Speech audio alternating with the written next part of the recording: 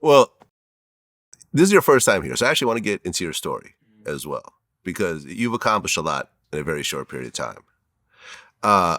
So you were born and raised in Memphis? Memphis, Tennessee. Parkway Village? East Memphis, Cottonwood.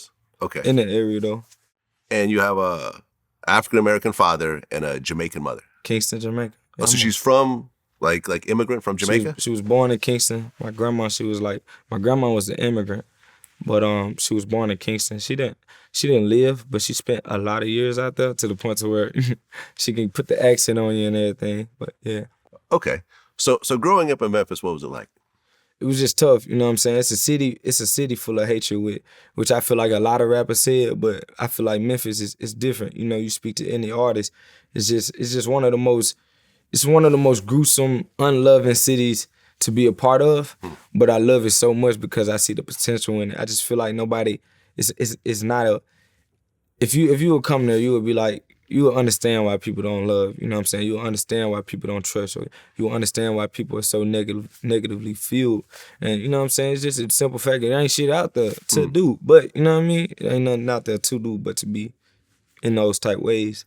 Yeah, I mean, I remember DJ Paul, one of our interviews, said that Memphis has a dark energy. It's extremely dark. So you agree? Yeah, it's extremely dark, but I don't want to just shame Memphis because at the same time it has its beauties, you know what I mean?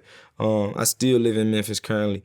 And I enjoy being in the city because it helps me collect my thoughts and it helps me stay in tune with my surroundings and the reality of where I came from. And I feel like a lot of people, they say, oh, I'm gonna get this money and I'm gonna turn my back on the city. I ain't never coming back.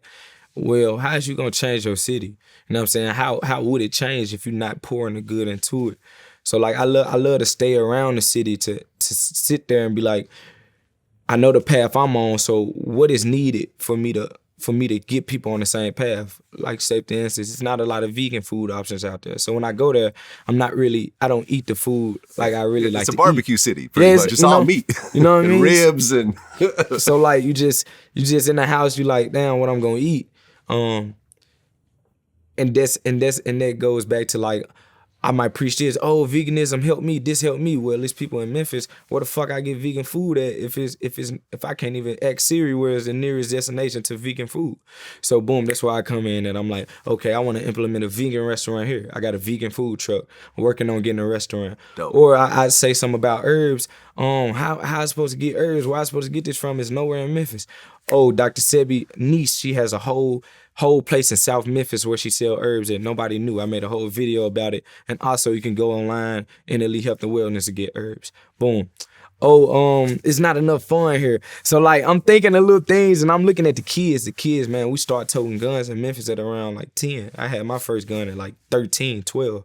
So like, what are ways I can help the kids to benefit them? I started like a reading challenge in a lot of the schools to where I challenge kids to read like 200,000 words.